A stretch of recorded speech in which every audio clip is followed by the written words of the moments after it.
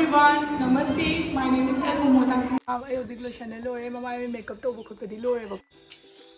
Hello, me. I was eating my Lore. Kolkata se. I was eating chalu India na. To. Tinggal lagi. Sabong tanggali chat ke. Mesti se eating my Lore. Aku saya was eating kau macam lag tu nak hong. Lag tu hong. Mesti se aku vlog se. Dum nam dari nam ning dah apa ye bapak adu nang dia na. Kaya din semua. Lona lore, du pathat te. Look, ये पापा Ye mama pieng se akhoi kaino da phang iba ko injang na pi da rastan da do inga jiksi se thong ge do ni kai ga thong no di khong de ka lei bani ko ina thong je se ti lo chaning de na phadigom na chiu taw ge aduga khongdum se kaino ga ngari ai ba ga thong ge tu ko yeng khaji ne ya gi BJ ngan ta taw shu ni si bo tum le ram ba no mamam cha roi dra mamam cha roi dra ai kam ba tum la ge no ai success kam thira kan si ga ko akhoi unit traditional gi oi ba address se laga program ma pang thok tori aduga ai participate to ga na to ni ba ko akhoi mai te gi ba address se me am de khangani nge amado ai hojik kanna to practice tori ni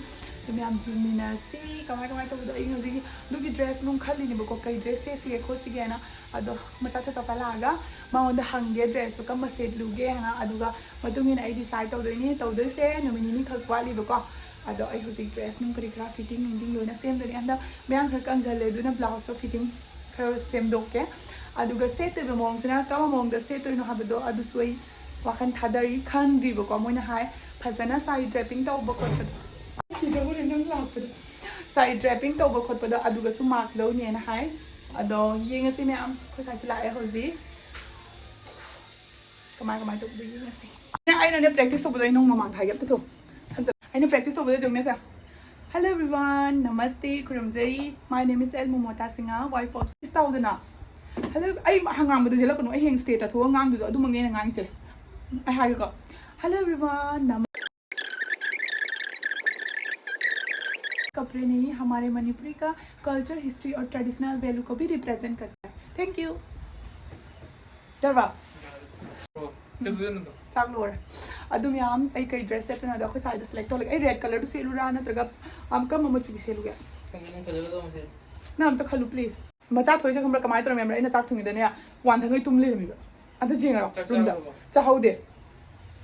Adum yam aina pakanung sengdoknabagi agarogi Regency electric spin mobile nama ulesi se mayam gi am kanaba product oini ko akoina yumda sina matamda thabak yamna suba ngamdaba khwang na ba khotpa ai sa hojik nungai tabagi ai di sina kana gani haina aina lobani ba ko akoina ngahak charge to birani aduga charge to oira kanda sina gadaba yamna advance oiba kaino ni haitare product ni haitare ko advanced cleaning device haitare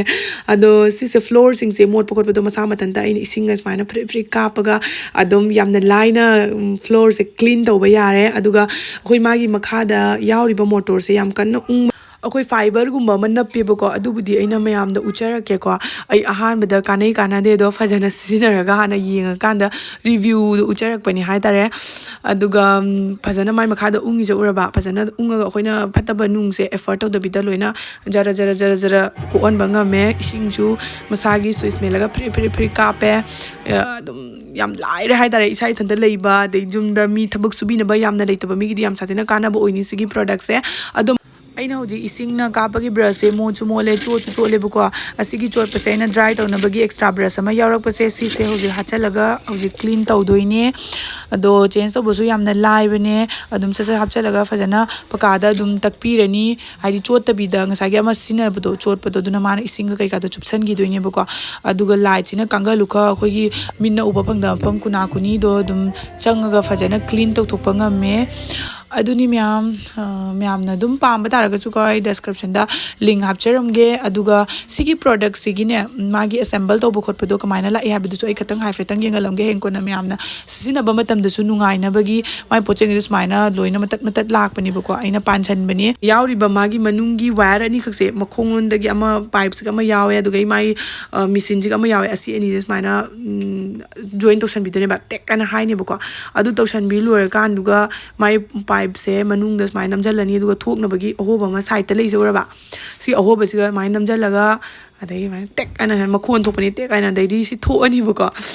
ꯊꯣꯛꯑꯒ ꯁꯤ ꯍꯧꯖꯤꯛ ꯅꯥꯟꯊꯣꯛꯑꯔꯣꯏ ꯍꯧꯖꯤꯛ ꯀꯜꯂꯦ ꯑꯗꯨꯒ ꯑꯩꯈꯣꯏ ꯃꯤꯗ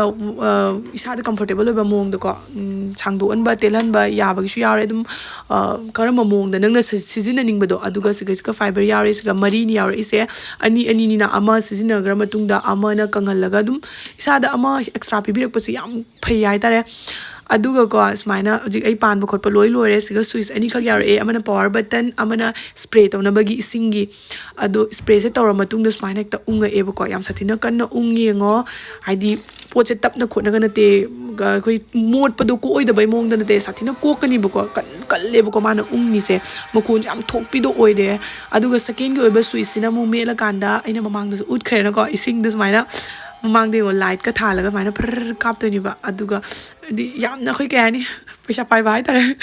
ꯑꯗꯣ ꯁꯤꯁꯦ ꯂꯣꯏꯔꯀꯥꯟꯗ ꯅꯣꯏꯅ ꯆꯥꯔꯖ ꯇꯧꯁꯟꯕꯁꯨ ꯌꯥꯏ ꯃꯁꯥꯒꯤ ꯆꯥꯔꯖ ꯇꯧꯅꯕꯒꯤ ꯌꯥꯎꯔꯛꯑꯦ ꯑꯗꯨ ꯅꯝꯁꯤꯟꯕꯤꯔꯅꯤ ꯆꯥꯔꯖ ꯇꯧꯔꯀꯥꯟꯗ ꯁꯨꯃꯥꯏꯅ ꯉꯥꯜꯂꯛꯀꯅꯤꯕꯀꯣ ꯑꯗꯨꯅꯤ ꯆꯥꯔꯖ ꯇꯧꯔꯒ ꯑꯗꯨꯝ ꯁꯤꯖꯤꯟꯅꯅꯤꯡꯕ ꯃꯑꯣꯡꯗꯁꯨ ꯁꯤꯖꯤꯟꯅꯕ ꯌꯥꯔꯦ ꯑꯩꯅ ꯃꯃꯥꯡꯗ ꯍꯥꯞꯈꯤꯕ ꯏꯁꯤꯡꯗꯣ ꯑꯗꯨꯗꯣ ꯁꯤꯒꯩꯁꯤꯒ ꯁꯨꯃꯥꯏꯅ ꯃꯥꯒꯤ ꯀꯞ ꯃꯆꯥ ꯑꯃ ꯌꯥꯎꯔꯛꯑꯦ ꯁꯤꯒꯤ ꯀꯞꯁꯤꯒ ꯀꯌꯥꯝ ꯍꯥꯞꯀꯅꯤ ꯆꯥꯡꯗꯣ ꯌꯦꯡꯉꯀꯥꯟꯗ ꯀꯞꯇꯨꯒ ꯁꯤꯒ ꯍꯥꯞꯄꯤꯔꯅꯤ ꯑꯗꯨꯒ ꯑꯗꯨꯝ ꯐ꯭ꯂꯣꯔ ꯀ꯭ꯂꯤꯟ ꯇꯧꯔꯅꯤ ꯑꯗꯨꯅꯤ ꯌꯥꯝ ꯁꯤꯝꯄꯜ ꯑꯣꯏ ꯅꯣꯏꯅ ꯄꯥꯝꯕ ꯇꯥꯔꯒꯁꯨ ꯑꯩ ꯑꯗꯨꯝ ꯗꯦꯁꯀ꯭ꯔꯤꯞꯁꯟꯗ ꯍꯥꯞꯆꯔꯝꯃꯒꯦ ꯃꯤꯄꯨꯝ ꯈꯨꯗꯤꯡꯃꯛꯀꯤ ꯌꯥꯝꯅ ꯀꯥꯟꯅꯕ ꯄ꯭ꯔꯣꯗꯛ ꯑꯣꯏꯒꯅꯦꯅ ꯈꯟꯅ ꯑꯩꯅ ꯑꯗꯨꯝ ꯎꯠꯂꯛꯄꯅꯦꯕꯀꯣ ꯃꯌꯥꯝꯁꯤꯒ ꯑꯃꯨꯛ ꯑꯗꯨꯗꯥꯏꯅ ꯀꯃꯦꯟ ꯐꯠꯇꯕ ꯄꯤꯕꯤꯔꯛꯀꯅꯨ ꯄꯥꯝꯃꯒꯗꯤ ꯗꯦꯁꯀ꯭ꯔꯤꯞꯁꯟꯗ ꯑꯗꯨꯝ ꯂꯤꯡꯛꯇꯣ ꯍꯥꯞꯆꯔꯝꯃꯒꯦ ꯑꯗꯨꯒ ꯃꯥꯒꯤ ꯌꯥꯎꯔꯛꯄ ꯑꯃꯣꯠꯄ ꯐꯥꯏꯕꯔꯗꯣ ꯑꯩꯅ ꯈꯨꯗꯛꯇ ꯑꯗꯨꯝ ꯋꯥꯁ ꯇꯧꯊꯣꯛꯑꯒ ꯊꯝꯕ ꯌꯥꯔꯦ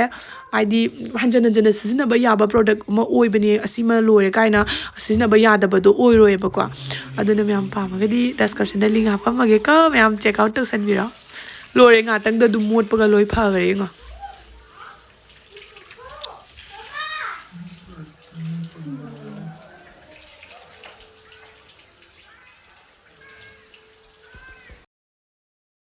ꯑꯩ ꯍꯧꯖꯤꯛ ꯂꯣꯏꯁꯟꯅ ꯂꯣꯏꯔꯦ ꯃꯃꯥꯏ ꯃꯦꯀꯞ ꯇꯧꯕ ꯈꯣꯠꯄꯗꯤ ꯂꯣꯏꯔꯦꯕꯀꯣ ꯑꯗꯨꯒ ꯗ꯭ꯔꯦꯁ ꯅꯨꯡ ꯁꯦꯠꯄꯗꯤ ꯇꯧꯗ꯭ꯔꯤ ꯑꯩꯒꯤ ꯂꯨꯛꯁꯦ ꯀꯃꯥꯏꯅ ꯇꯧꯏ ꯑꯩꯈꯣꯏ ꯃꯆꯥꯒꯤ ꯀꯩꯅꯣꯅꯦꯕꯀꯣ ꯃꯅꯤꯡꯗ ꯑꯩꯅ ꯂꯕꯔꯅ ꯇꯧꯔꯒ ꯈꯔ ꯆꯥꯎꯊꯣꯛꯍꯜꯂꯦ ꯑꯗꯨꯒ ꯌꯦꯡꯉꯁꯤ ꯑꯩ ꯇꯨꯝ ꯊꯦꯡꯅ ꯑꯣꯏꯕꯩ ꯃꯅꯥꯇꯣꯟꯒꯤ ꯈꯨꯠꯆꯥꯎ ꯑꯃ ꯃꯃꯤꯠꯁꯦ ꯀꯩꯅꯣꯗꯤ ꯍꯥꯞꯇ꯭ꯔꯦꯕꯀꯣ ꯑꯥꯏꯂꯦꯁꯦꯁ ꯍꯥꯞꯄꯦ ꯑꯥꯏꯂꯤꯠ ꯇꯦꯞ ꯍꯥꯞꯄꯦ ꯀꯩꯅꯣ ꯍꯥꯞꯇ꯭रे आईलैशेस सिर पे दुपट्टा होता है ये हमारा ओल्ड फैशन नहीं है हम भी एजुकेटेड हैं दो मेरा पहाड़ की हवा ठंडी पानी Hello everyone, Namaste. My name is Momota Singha, wife of CFM Singha. मैं असम से हूँ, मैं एक मणिपुरी हूँ। आज मैंने जो ड्रेस पहना है, ये मणिपुरी ट्रेडिशनल ड्रेस है, जो अपनी खूबसूरती और क्राफ्टमैनशिप में मशहूर है। मणिपुरी ड्रेस की खास बात ये होता है कि सिंपलिसिटी और एलिगेंट। ऊपर में मैंने पहना है ये इनफी है, नीचे में पहना है ये मरोनानी है, और ड्रेस के ऊपर हम अपने ट्रेडिशनल डिज़ाइन जैसे कि फूल और ज्योमेट्रिक पैटर्न भी बनते हैं। और इस लुक को कंप्लीट करने के लिए मैंने हेड के ऊपर ट्रेडिशनल हेड पीस पहना है, इसको बोलते हैं कजीमली। और ये ड्रेस सिर्फ एक कपड़े नहीं, हमारे मणिपुरी का कल्चर, हिस्ट्री और ट्रेडिशनल वैल्यू को रिप्रेजेंट करता है। Thank you.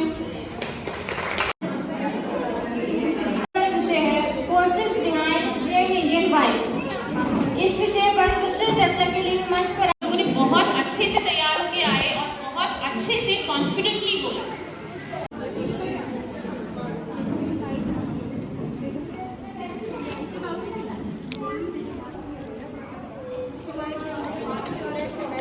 टेस्टी दीदी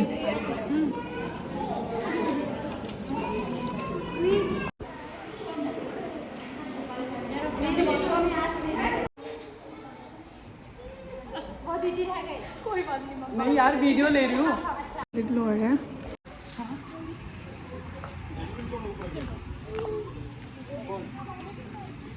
यार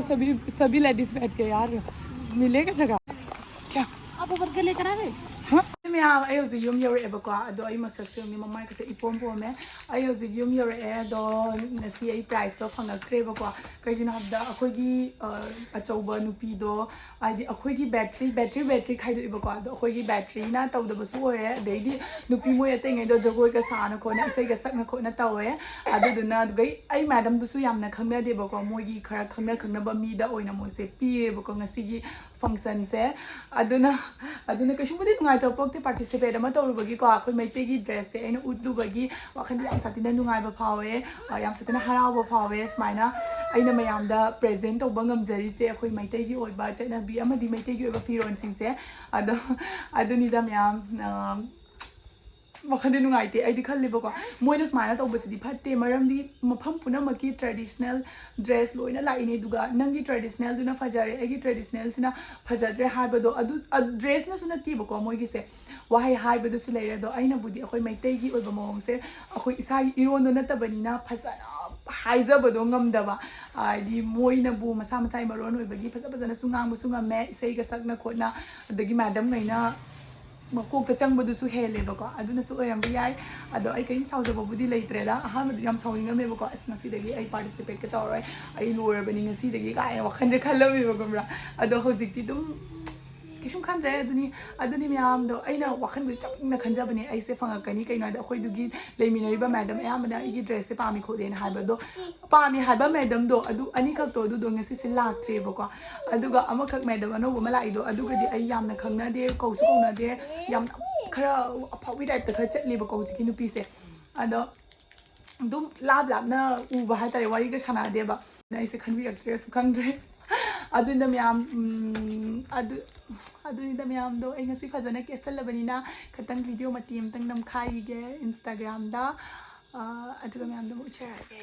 kike to bodo ucharage ai wa bana loi hojik ta thunga bata ngari ba jum je chai ni bo ekdam phamung dagi kai dagi sathi na chai khanga ba ai yong mi thuwa pi ni mithup se hapadi ai aina nangai khangdabai tawbani khangbra magi gum se ngaka thamaga ne napsalaga ngak thamaga di phajana nappe aduni myam ai se phajadro phajade comment tobiramo akhoi gi battery gi madam duna di laga ingon haime bako yam phajai khole nang hayo noi gi maitai gi maramda aina ranbir huda gi luhong bodo yenge yam satina phajai khajai kana mana dumana budi hayame usma mathandana di yade dana ko mi myam na khanba mathau tai akhoi gi achoba nupi duna su khanba mathau tai do ai di jagoi saba gumba isai sakpa gumba do haitabagi ado ai do selection oirakri raina khalle mamanu chikano moy tengi di jagoi ga sa isai ga sakna khona tawi do ai video da asa ken tai habado ado video da capture age myam dum makha dana yengminarasi ka अमुक जगह पर लड्डू पेड़ा होते हैं, वहाँ लड्डू पेड़ा इस तरह से नहीं होते, हमारे वहाँ होते हैं आरसे वो होते हैं जो चावल से बनाए जाते हैं। चावल को भिगाकर उसे ओखली में कूटकर साथ ही गुड़ की राख के साथ उसे मिक्स करके तब बनाया जाता है और वो बनाने में बहुत ही मेहनत लगती है क्योंकि वो बनाना किसी के बस की बात नहीं होती क्योंकि गरम गरम गुड़ में से उसे बनाना और तेल। नमस्ते जी नमस्ते तुस सारे जो नमस्ते मेरा नाम ममता श्री पंचम सिंह दी लाड़ी हिमाचल दे जी अभी तुसे जानते ही हैं हर अपना अपना राज्य अपना अपना पहनावा होता